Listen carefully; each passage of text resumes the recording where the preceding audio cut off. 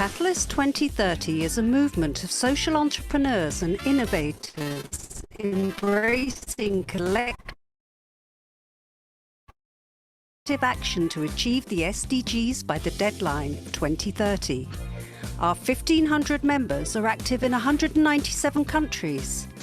By emphasizing collaborations, Catalyst 2030 is leveraging the power of the collective to accelerate real change in the lives of billions of people around the globe. What do our members say about Catalyst? Catalyst 2030 is an invaluable global community of impact entrepreneurs. Our relationship with Catalyst 2030 has really taught us the power of co-creation. Join Catalyst 2030 and network, bond, and collaborate with our family members. And I like the spirit of bringing changemakers together to share and learn from each other. Catalyst really understands the transformative nature of collaboration. It's also a platform that can give us new tools and resources. Catalyst 2030 has put my work on steroids. But most importantly, to come up with solutions that are practical, ways where we can really make things happen, because social entrepreneurs are doers. Are you a catalyst? Join us to achieve the SDGs. Great. So welcome everyone to Catalyst 2030. And in this session, we'll be discussing closing the funding gap. And we have a panel discussion with African youth ventures and funders. So as we just kick things off, I would ask that everybody has their microphone on mute, and we would love you to be part of the conversation. So do put in your comments and your questions in the chat, and we'll pick it up as we go along. So let me begin by how we got here. As IMAB, we are privileged to have another opportunity to discuss matters concerning social entrepreneurship and specifically early stage ventures and the funding sector.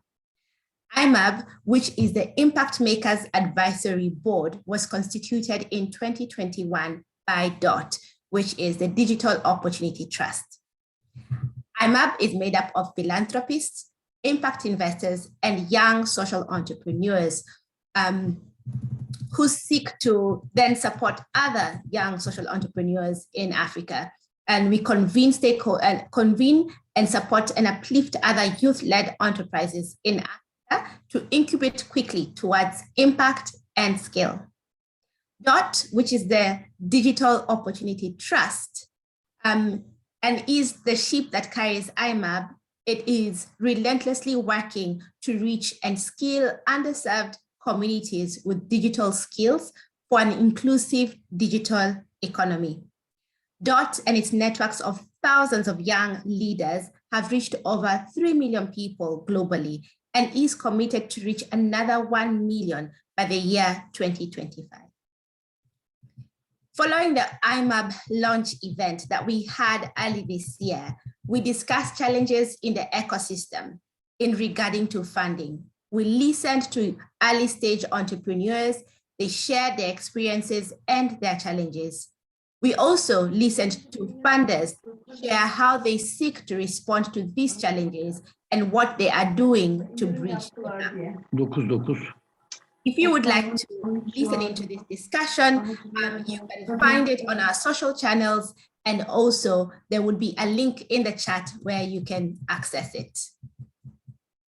Today, we are gathered here to continue this conversation because there are many layers to uncover.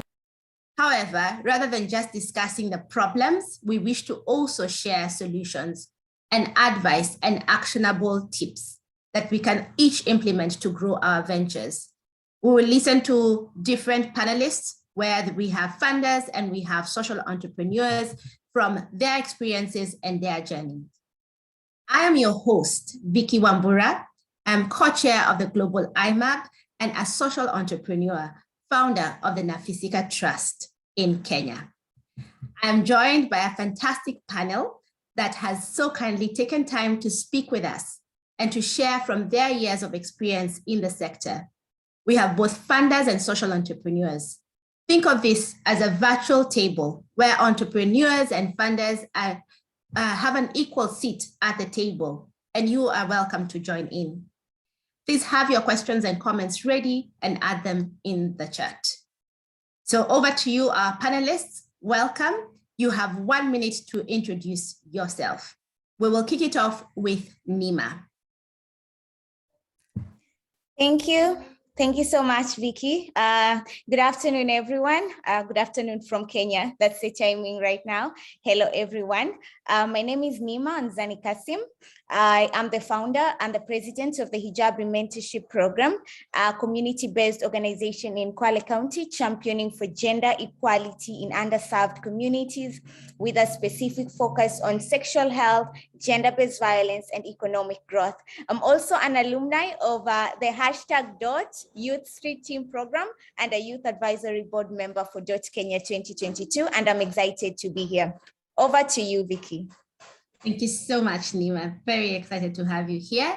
We'll go over to Evans. Thank you so much, Vicky. My name is Evans Okinyi. I head the East Africa Philanthropy Network. We are a philanthropy infrastructure support organization that champions sustainable development in East Africa, driven by vibrant philanthropy. Pleasure to be here. Back to you, Vicky. Thank you so much, Evans. Very glad to have you here. We'll go over to Jackson. Thank you, Vicky. I'm Jackson Carrara. I'm the managing director of UKC. This is a youth-led enterprise that is working on hydroponic fodder technology. This is the cultivation of animal feeds without the use of soil. And we are based in Rwanda. And it's a pleasure to share our part and experience towards this journey. It's a pleasure. Thank you, Vicky. Thank you, Jackson. Very great to have you here with us as well. We'll go over to Madonna. Thank you, Vicky. I'm so pleased to be here. So my name is Madonna Kendana. I'm the Director of Programs at Women First International Fund. We are a women's fund headquartered in the US, but we're a fully actual virtual team. We resource economic justice programs with a focus on livelihoods and financial independence with a focus on women, girls, and trans people. Fantastic. Thank you so much, Madonna. And we'll finish off with Mercy. Yes, thank you so much for the opportunity. My name is Mercy Kiptui. I am the current CEO of Nywele Nyumbani. We are a beauty tech platform that links clients to the best suited beauty service providers in their area. And it's honestly a pleasure to be here talking about how we can uplift young people and make social change. We focus on providing employment, digital employment to young women and men in low and middle income communities who have the required skill set but lack the opportunities to actually provide beauty services and earn money from it. So thank you so much. Great. Thank you so much. I believe that we can all tell that this is an exciting panel representing different sectors from our entrepreneurs and also for our funders representing different sectors of the funding ecosystem. So we'll jump right into this discussion because 1 hour tends to go very fast as we begin to talk. And I'll just set the scene a little bit and begin to ask some questions. So we all realize and know that Africa is bursting with innovation. We have young social entrepreneurs who are sprouting. And while this is so exciting and we see the potential their innovative ideas bring to the continent, young entrepreneurs are still facing multiple challenges that we would wish to speak into today. So we'll go over to Nima again and just ask you, Nima, how your journey has been as a social entrepreneur. What are the successes that you have had and which areas have you actually struggled? But more so on how would you advise upcoming entrepreneurs? What was the one thing you wish you had learned earlier on your journey? Thank you so much, Vicky. So for the longest time, I'm going to speak based on my organization and my own personal experience. So for the longest time, ever since I started my organization back in 2018, I was using my own savings to venture into the organization. And initially, I would use my own pocket money. And even when we once brought in our team, we were relying mostly on membership contribution. So we would basically contribute monthly towards our cause or hold fundraising activities. But since the organization was still quite young, sustainability was a very major issue. So we started looking at alternative funding opportunities so we are able to support ourselves and to become more sustainable. But this wasn't easy, you know, as a young organization that's starting up, you still have so much to learn. There are a lot of challenges you're already facing in the ground. And as we all know how it's very hard for startup organizations to actually secure a funding. So after 2 years of unsuccessful, I repeat, unsuccessful funding applications and tons of rejections emails, we had to sit down with my team and reevaluate our organization. We had to reevaluate the status of our organization and the status of our applications. So this is actually when I learned about the whole point of being grant ready, which I can say is one thing where most of us young social entrepreneurs really struggle with. So what does it mean to be grant ready? Based on my understanding, it's more about, you know, being ready when it comes to the measurement of your organization's capacity to research, to apply, to win, and to actually manage a grant successfully. And this is not an easy process. A lot of time we overlook this, but it's not an easy process because when you're assessing your own organization, it means you need to be very honest with yourself. When we're writing grants and, you know, we're trying to secure a funding, we tend to exaggerate a little bit and, you know, make yourself look this big, you know, with all these accomplishments. But when you're doing a self-assessment and trying to see if you truly are grant ready, it takes a lot of, you know, honesty. There is absolutely no room for exaggeration. So I'm hoping that all other social entrepreneurs who are just starting up and are listening to me right now, I hope you find something of value that you can use for yourself, because this is something I wish somebody had told me in 2018 when I started my organization. So I'm going to break it down in 4 sectors real quick. As Vicky said, we don't really have much time, but the first part of being grant ready, it comes to the solid organizational foundation. You have to sit down with yourself and ask yourself a number of questions. Is your organization registered? Do you have the proper policies and strategies in place? I'm talking about the HR policies, finance policies, procurement policies, all of them, name them, management plan, a succession mentorship plan, a board manual, all these things. Do you have any? I know it sounds like a lot, but then these are very important in running and operating of your startup. And these are things that I learned way much after. And do you have a clearly defined mission statement? Because I've come to realize that funders want to see the value of your organization and its vision for impacting your community. So have you invested in a diverse board of directors? Are you working with other key stakeholders in your community? Can you demonstrate a good organizational capacity and competence to actually run projects? For example, if you do actually get a funding, are you able to run it?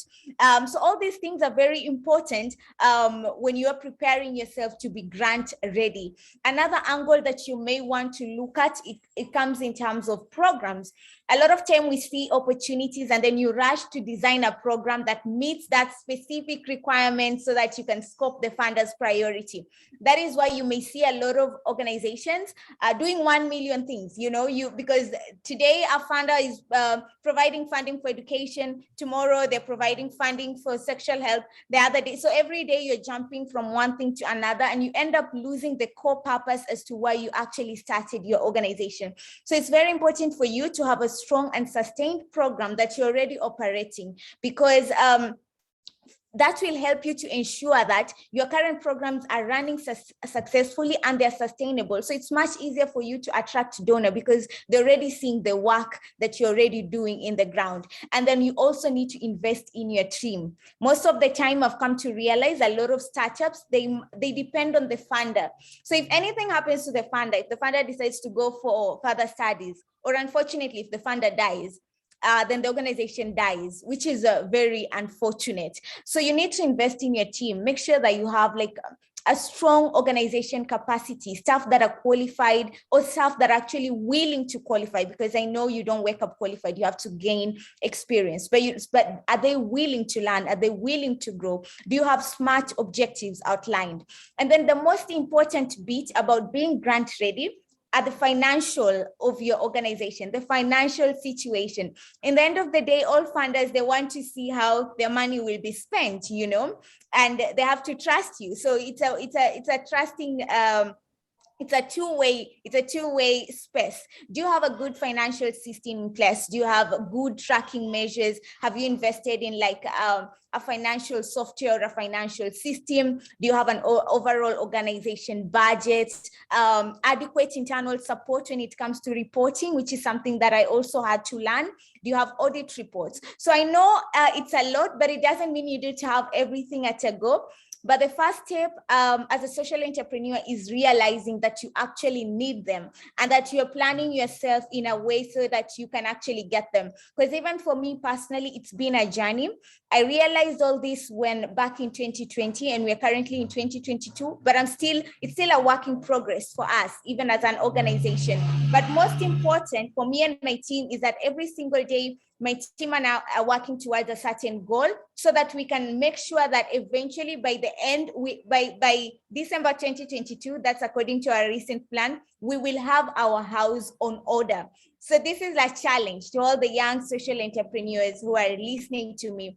Before you go out there, I know there are lots of challenges when it comes to being grant ready, but you need to clean your house first.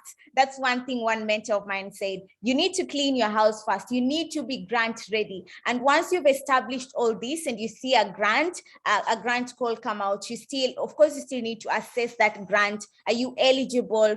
Do you have all the required documents? Is it relevant to your work?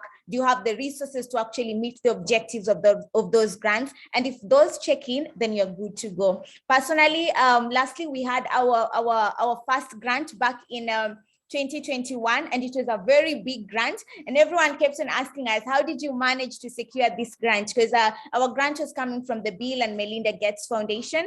And it was $50,000, and we were one of the 12 organizations globally who were selected for this particular grant. So it was such a big win for us and for everyone in our team. So if all those check in, as I repeat, try and clean your house first, and if all those check in, then you're good to go. Thank you so much, Vicky. Over to you. Thank you so much, Nima. I think you've touched on very important things, and as entrepreneurs, we've all gotten those rejections. We've all gotten into this place where we didn't have any funding and we can wear the t-shirt. But I really like that you have pointed out on very specific things that we need to look into our ventures to ensure that we can secure funding going forward and funding that is sustainable, that's substantial to be able to do something great. So thank you so much for that. If anyone has questions about what Nima has just touched on or comments, please put them in the chat. We'd love to hear from you.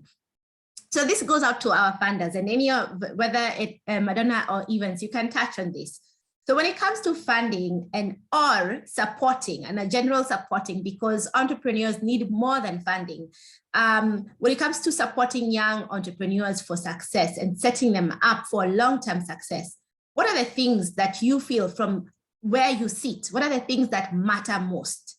What advice would you give young and upcoming entrepreneurs in cultivating their ventures? I think because Zani went first, let me break the chain and have a gentleman come in and say that I love the conversation and I love the issues which Zani has brought out. There is a lot, of course, that as a funder, you want to see. And there are issues that as an entrepreneur, you have to develop and cultivate within your culture, within your beliefs, within your systems that will position you to be able to attract funding, but beyond the funding to ensure that whatever interventions you are pursuing really become long-term. And majority of that has already been mentioned by Zani. And I just want to bring another perspective in that I'll group this into four very quickly. One, you've got to invest in knowledge. As they say, knowledge is power. You've got to be inwardly prepared with knowledge and outwardly prepared with knowledge. What do I mean? Internally, you've got to understand the gap that you are really addressing. And that gap must really also be something that comes from you, driven by your passion, driven by what you believe in as an entrepreneur. You've got to understand the market opportunity that is there. You've got to understand your audience. You've got to tackle issues internally like the policies, which Zani was talking about, the manuals, all those internal documentations so that you be grant ready, as the first speaker talked about. So one is just that whole area of investing in knowledge about the need that you want to address, and knowledge about what you need to have internally in terms of existing policies, manuals, documentation, so that as an investor, when I come in, I want to see that you are prepared in terms of the required, the basic issues and necessities that will position you for that funding. Two is all about you've got to build a strong network. And network here comes from two fronts. One, you've got to hire the right people. You've got to build a team that shares in your vision. It's all about, can you craft a team that believes in what you believe in? So you've got to have a team that shares in your vision, but also you've got to, on the other hand, invest in having mentors around you, because you are getting into a journey that probably you are not familiar with, or even the whole team that you're having is not familiar with, but you share a common purpose, a common vision. So that calls for you to tap into people who have walked the same journey that you have walked, and you can learn from them. So that entire network thing for me comes number two, after the basic knowledge that you've got to invest in as an entrepreneur. Three, most of the time, we don't want to listen. I've been a victim of this many times, So you've got to invest and embrace feedback, and you've got to learn from your mistakes as an entrepreneur. You've got to understand at what point do you step back and just check on what is working and what is not working. Because when I come to you in checking whether you qualify for me to invest in you, the things normally start in conversations. And these are some of the things that you want to hear from these people in terms of what matters and what they need to calculate. Lastly, there are issues around, issues like business plan. You've got to be very clear in your vision. You've got to be very clear on what comes first, the short-term issues, what can come later, the long-term issues. You've got to understand what is it that brings good order in terms of finances. They say you've got to be frugal. You've got to monitor your expenses. You've got to monitor your income, the balance sheets. So you can, again, not also be a jack of all trades, even with the difficulties that exist within the initial setting up of the business. You do not need to recruit probably, but you can invest in the networks that I talked about so that you can have within that network people who can support your financial obligations, people who can support your other obligations as a starting and growing entrepreneur. I think, Vicky, for now, I can leave it there. Yeah, I think those are very key points, and I really like this. And I'm just going to ask a question to you just to be able to expound on it more. And you talk about knowledge, investing in knowledge, and this is a fantastic one, because many times as entrepreneurs, we think, I have an idea, sounds good, I've gone with it. But when you talk about knowledge, are we telling me to go back to school? Are you telling me what should I do here as a young entrepreneur? Yeah, you don't have to go back to school, but you need to refine the area, your thoughts and the area that you are getting into. So you've got to really refine your thinking, this thing that you believe in, let me just step a little bit back, Vicky, and say that when I got into this journey some time back, one of the things that I felt, I knew so well what I was getting into. You always think like you are the only player there, you understand the space. And when you get in there, some reality really hit you hard. So what I mean by acquiring knowledge, you've got to understand, for example, what is the social value that you want to create? Because when an investor comes to invest in what you believe in, one of the things people want to see is, what is the social value? What is the benefit to the community, even to yourself, beyond the monetary benefit? So the knowledge that I'm talking about here is understanding very succinctly, what is it that you are getting into, and how does the market look like? Is there a market opportunity for it? What is the gap that is existing? Because that will position you better in addressing that gap and the need that we are talking about. Amazing. Thank you so much, Evans, on that. Yeah, I think we could go on that, and I would ask Madonna, do you have anything to add onto this? So I love that Evans and I are aligned in this. My 2 points would have been, I think, his first 2 points, so knowledge and network as well. So I will maybe add on. In terms of the knowledge, he's covered mostly what is advisable to do. I think another thing I would say is you should understand the landscape, not only in terms of the social impact, the value it has to your community or to your country, but also understand if there are opportunities within that landscape. Because I've had experiences where you hear of a young and brilliant social entrepreneur who has an amazing product or amazing program and immediately starts looking abroad for funding. Sometimes that particular year, their government has decided they want to fund, maybe let's say it's girls' education. They want to put a focus on girls' digital education. And it's sitting right in front of them, but they haven't done the research to be able to tap into that. So also understanding your landscape is important. And that's also very much tied to network. As Evan said, having the right mentors, but also having the right peers. You need to know who's doing what, even if it's very similar to what you're doing, and you may be competing for funds, there's always a way to collaborate. So by sharing information, you can also tap into some of these nuggets of knowledge and these potential sources of funding. So I think that's what I would add. That's really great, Madonna. And maybe just to ask again, when you come here to looking at your networks and your peers, many times we look at our peers and those who are doing something similar to us as competition. And so being very afraid of wanting to share much because you're thinking, oh, my idea will be stolen, or this is a competitor towards this grant. How do we go about that? How do we also break this cycle of being loners as entrepreneurs? So it's a difficult one, honestly, Vicky, and that's completely understandable. Some people are quite ruthless in getting their ideas, implemented, and that there is the reality that people can possibly steal your ideas or steal, use some of the knowledge that you've imparted to benefit their organization. So I think it's just a question of balance.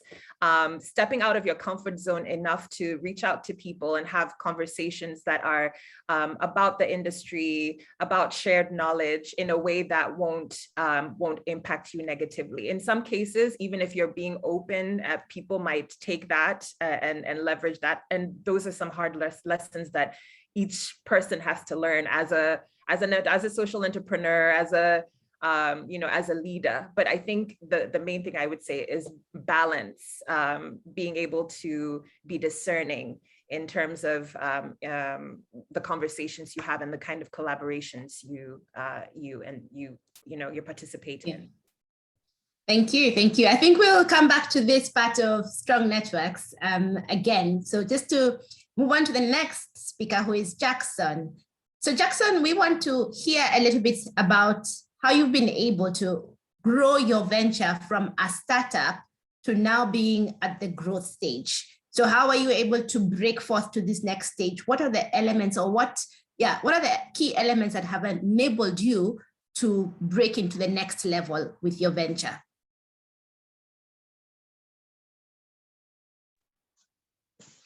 Thank you, Jackie, and the rest of the team. It's a very good pleasure to share our experience. And once again, I'm Jackson Karara, as Vicky has just mentioned, and I'm the managing director of UKC. These are hydroponic company. It's a new technology in Rwanda, where we cultivate animal feeds and produce within a week. 6 days, you have animal feed ready for pigs, 7 days for cattle, 4 days for poultry. And it's an innovation in Rwanda, and in the beginning, actually, it was a long journey and a hard one, not easy because being a new technology, people are not aware about it, and they don't know about the challenges and the opportunities it has, but the problem that was existing was there. So I really appreciate that they understood the problem, but did not understand the technological solution that is existing. So we came here in and tried to mobilize a team. The idea came from one person, but also mobilizing the rest of the team, also it was a journey. But I don't want to go back to the long story and the hurdles that we passed through.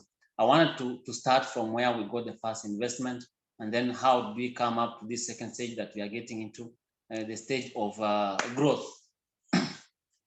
So basically, we just started with around 2,000 USD. And we bought some few materials and domesticated and start producing something like a pivot production, and it enticed the local administration. And then finally we went soliciting local partners. We did not even start with outside partners. We managed to attend one of the forums and we shared the business card and said, oh, MasterCard Foundation, here we have a business project. It's this kind of technology, this is the existing problem. And I said, oh, it looks very nice. Can we maybe have a short business plan and the concept note, and we see?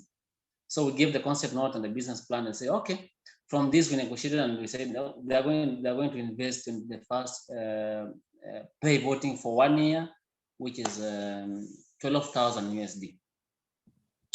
So because the documentation was there, someone started with the documentation. We had a team, we had the documentation, the registration and so forth. So we mobilized the team and made them understand the vision of the company. So this 12,000 USD was supposed to be accountable for each planned activity. And unfortunately, we even lost around four members because they were looking forward to have a share of the investment. But I'm telling you, out of the serious leadership, we said, no, we have to strongly disagree on this and we have to invest if we want to succeed. So for this 1 year, I'm telling you, we are able to generate more resources. And we are only having one business model. That is fodder supply. That is the green fodder supply. But out of this, with the current team that was multidisciplinary, we mobilized or we incorporated other business models based on some interests. For example, the local universities wanted to come and learn. They made some field trips. This strengthened our business principle of getting some more resources through training and consultancy. So this business model came in, and which even attracted another local NGO called the Kilimo Trust. It's a regional East African NGO, and we signed an MOU for 3 years for capacity building of youth from Polytechnic. So we diversified our business model from 1 to 3. The second business model is technology transfer, and we are able to serve farmers who are very far that we're not able to supply the fodder to. Through small systems, they were able to get small systems, and they were paying us money. So these actually 3 business streams, revenue streams, made our business to start getting traction and getting more revenues. Secondly is team building. It's a new technology and people had to learn. We even had to make some online trainings from external trainers, particularly from Kenya, the Grandeur Africa. So I had to get some more resources again for team building. Also, it took around 1 year, and the team was sharpened and polished, and they were able to deliver even without strict supervision as before. The third one was smart goals. We had to make, as you know, in Rwanda, we make annual goals, and these performance-based annual goals. So same case to our business, and then we were able to break them down into quarterly goals, and then to monthly goals and to weekly goals. So we always have weekly deliverables. This actually was very strict, and each one of us had to adhere to the weekly goals. So this one was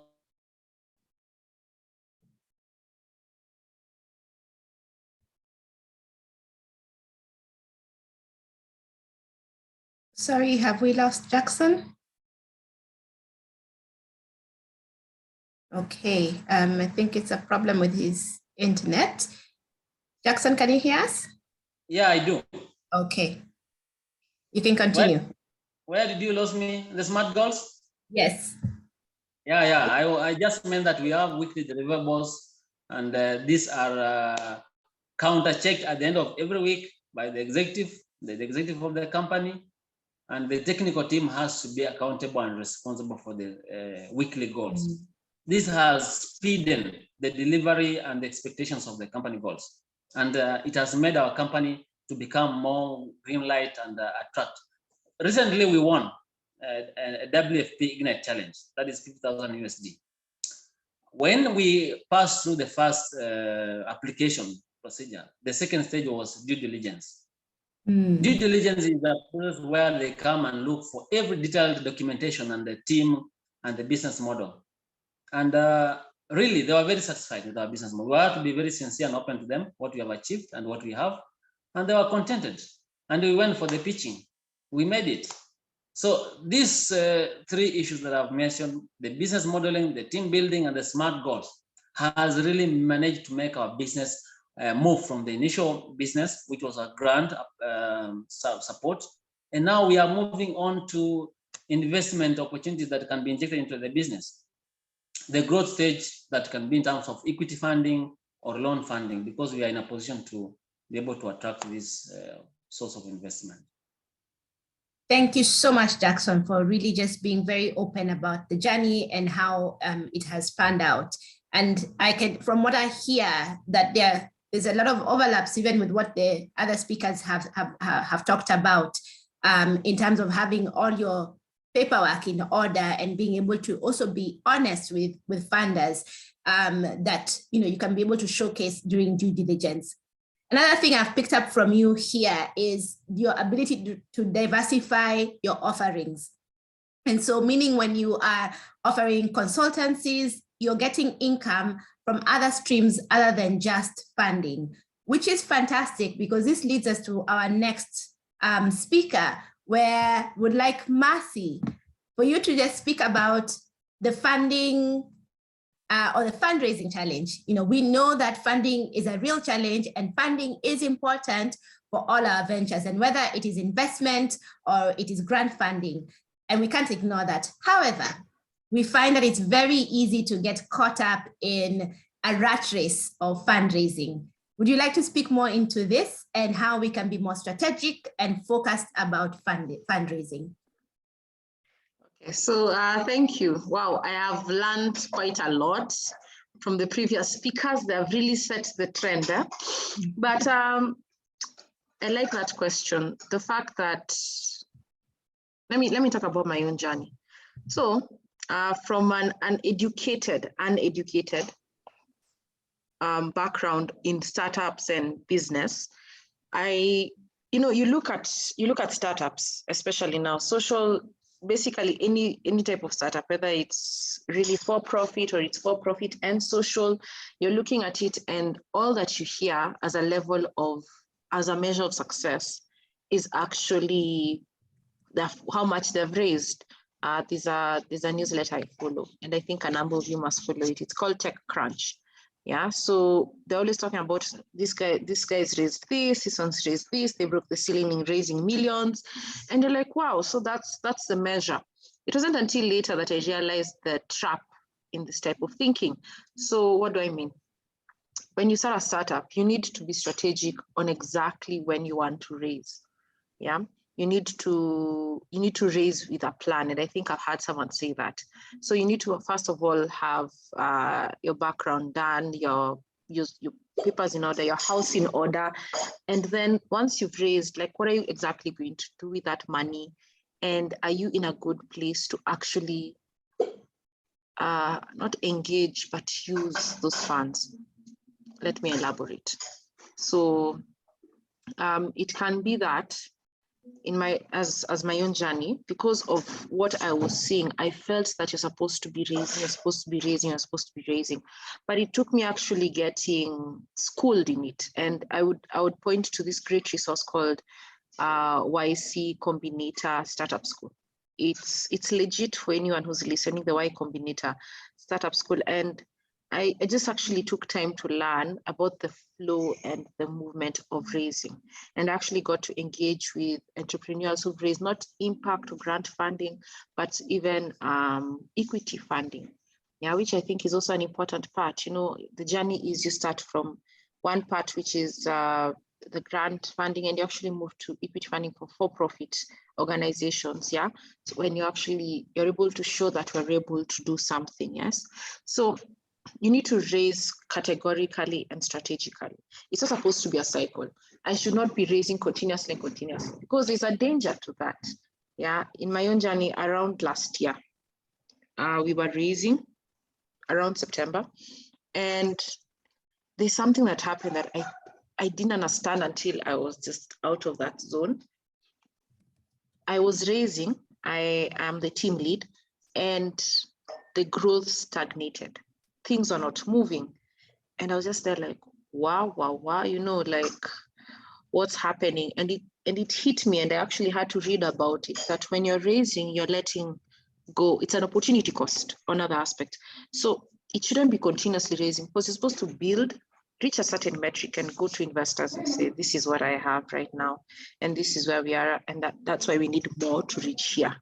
You know, it's a process in itself. So it's build, raise, not raise as you know, like there's always an opportunity cost. And I say this, you'll find that there are organizations that exist to raise, yeah, while others raise to exist, yeah. And I think that's very powerful, because I'm so sure you've met them. Guys who have been having a prototype for 5 years, they've raised millions. You know, it's an amazing technology. They have this prototype. You don't see them in the news. You don't see them on your billboards. You don't even see them on social media when it comes to ads, right? Am I right? Yeah. So you're wondering, where does this money go? And without discipline, definitely that's a problem that can occur. Yeah, or maybe they have their own reasons, but you actually ask yourself, where does this money go? How do you justify raising this money continuously? So the organizations that exist to raise, and others just raise to exist. So you raise, you have what you need, you grow to the next level. Raise, grow to the next level. It's a progression. And for anyone who's listening and starting or on that journey, I would just ask you to reevaluate, even though things usually seem rushed. Just pause for a minute and ask yourself, where are we right now? Do I need to build, or do I need to raise? And that's a concern I've had to deal with myself. Yeah, I've had to tell myself, this is a time where we need to hit these matrices. We need to do A, B, C, and then we can go to investors and say, you know, by the way, we've been able to do this with this amount of money. Yeah, and very good for the next one. Thank you. Amazing, Mercy. Thank you so much. So one thing we can take away from this is that fundraising is not an end to itself. It's a means to an end, and to be very clear about where fundraising fits in this greater picture of everything. And I'm loving this conversation because everything is lining up, you know, when Evans mentioned about knowledge and getting some of these things lined up. And so we can put fundraising in its rightful place, that fundraising isn't driving the whole organization, but it's just an aspect of the organization. And this really, as you talked about building, which is really important, because we need to be investing a lot of our time in building the idea or the innovation. Madonna, I would like you to speak into short-term impact versus long-term impact. Mercy has brought up an issue, you know, a very good example about being in the pilot phase, you know, for 5 years, for 10 years. So how can we ensure that we are going beyond our short-term impact into something long-term? If you'd like to speak more into that. Sure. So I just want to put out a disclaimer that we fund mainly nonprofits. So a lot of my advice is coming from that place. Yes. I think, to be honest, I don't think there's anything wrong with being clear on the fact that you're a short impact organization, or you have a product that's that's a more targeting a more short-term impact in your community. But you need to be clear about that. I think in our field, what we saw during COVID was a lot of organizations that were working on, so for Women First, specifically on improved livelihoods and financial independence, all of a sudden were healthcare providers. You know, they were providing PPE, they were partnering with local hospitals, they were doing vaccination drives when the vaccine came out. And it caused a bit of a mission creep, but they were very clear on the fact that this was only going to be for the next couple of years, for the height of COVID. And once the vaccinations came and more people were vaccinated and the severity of the numbers were going down, they would be ready to go back to their original plan. And when it's like that, you can have and this is a very specific example, obviously, where you have a fingers crossed that nothing like COVID comes again in our lifetime. But in this case, when you know that there is something that you're working on that has a very specific time limit, there are people who will support you on it because they will see the vision. Yeah. It is important. It will impact people. It will save lives. It will do X, Y, Z. And so you just need to talk to the right people. So we talked about knowledge and network. Through those two things, you will know who might be amenable to having those conversations about funding a short-term project, right? So in terms of long-term, obviously, again, your vision. I don't remember if it was Evans or Nima who talked about being clear about what your vision needs to be. If you are clear on, this is step one, this is where we are now. In the next 5 years, this is where we want to be. In the next 5 years after that, this is where we need to be. These are the resources we want to use. This is the kind of impact we hope to see. I think for funders, they just want to see that you know what you're about.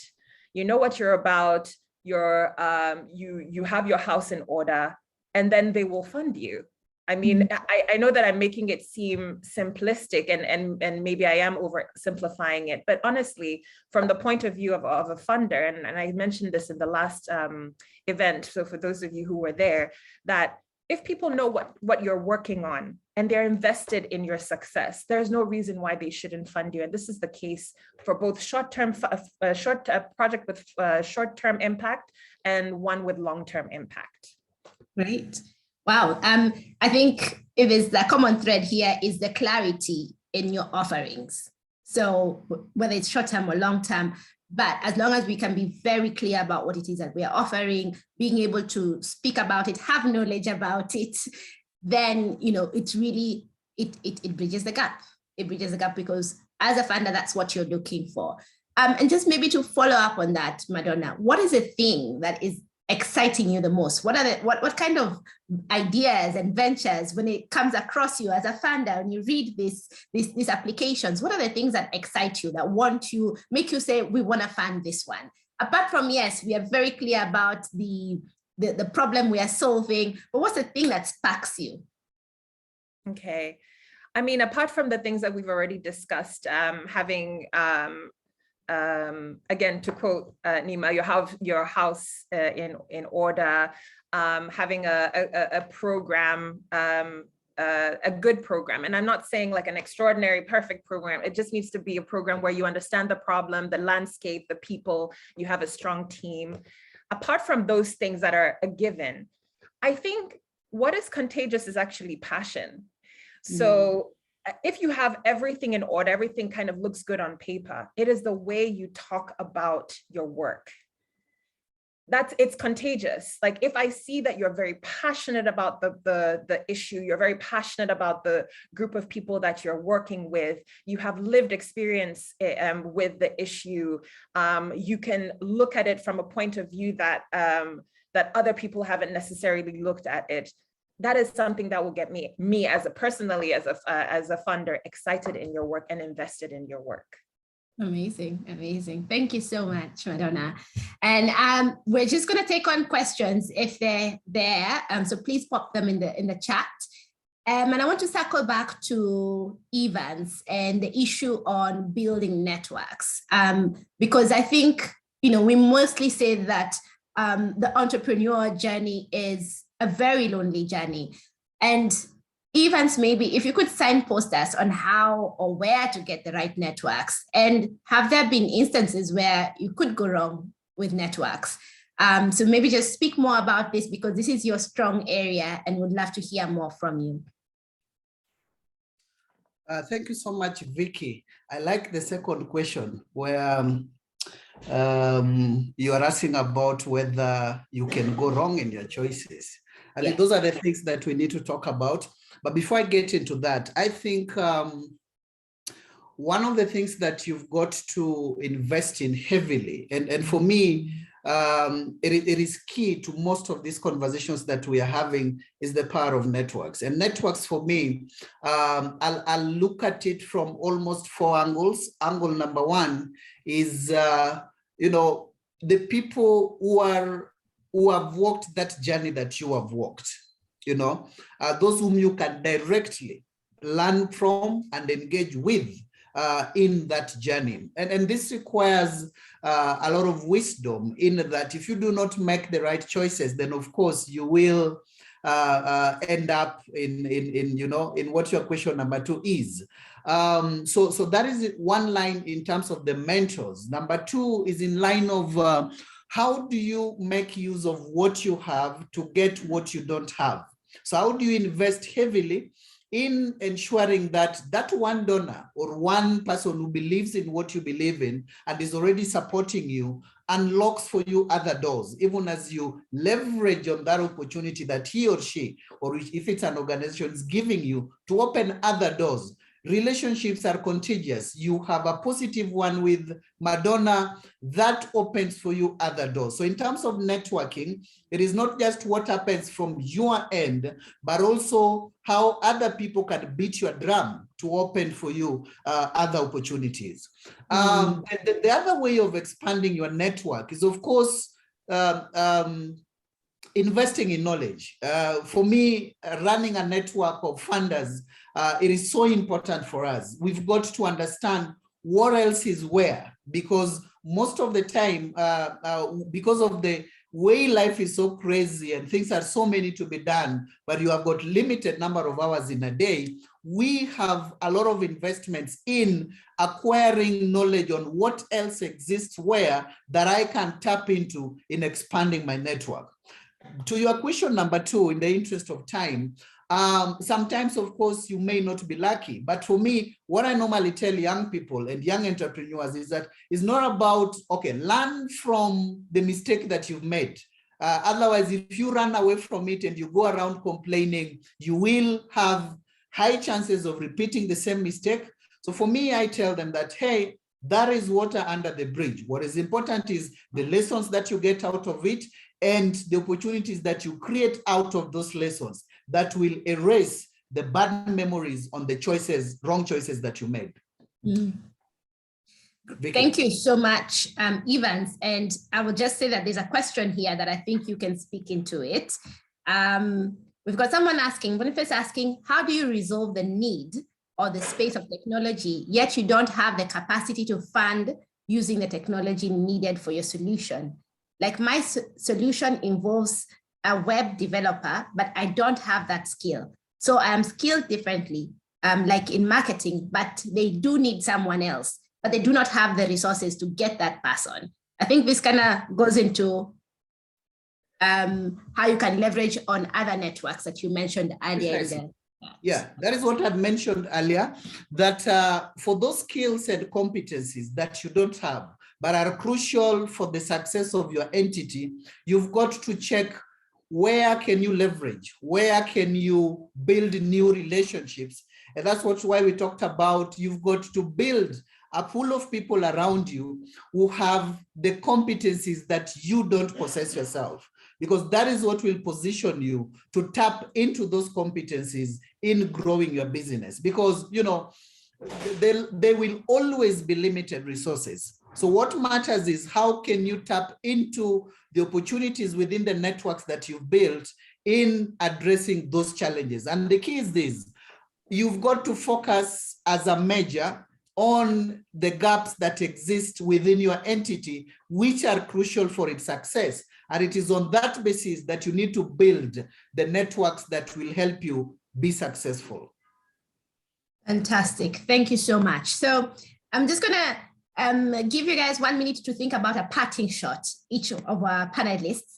But as we do that, I'll just kind of summarize some of the takeaways from this great discussion. And I cannot name them all, but we had Nima begin us with saying, let's get our house in order.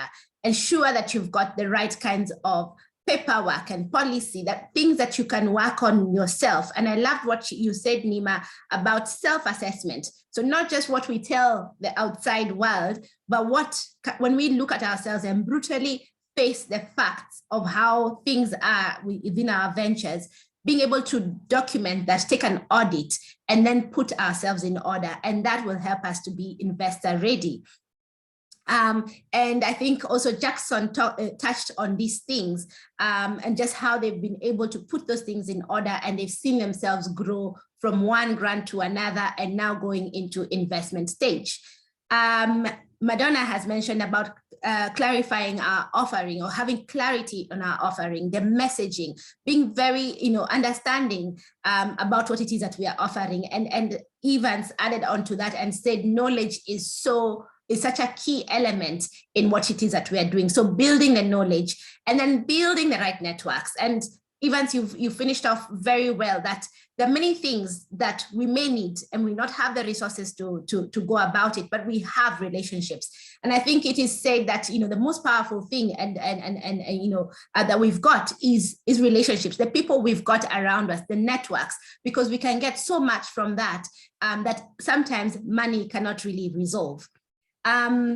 And also learning from Mercy that fundraising is not the end, but it is a means to a greater end. So being very careful about this and putting fundraising in its proper place.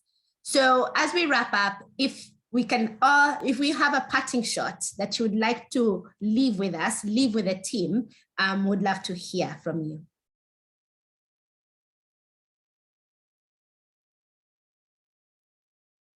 Okay, we do not have, so Nima, I will allow Nima to come on board to say thank you to the rest, to give us a vote of thanks as we wind up.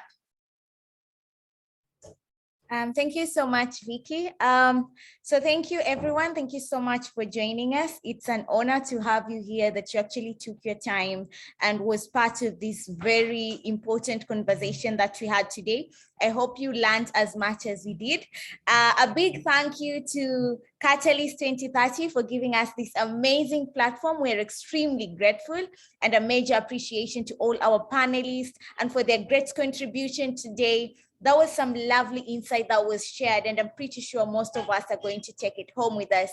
And of course, a big thank you to Dot for supporting IMAB. This is awesome. For the next steps, IMAB will be holding a matchmaking event at the end of the year, matching funders and ventures.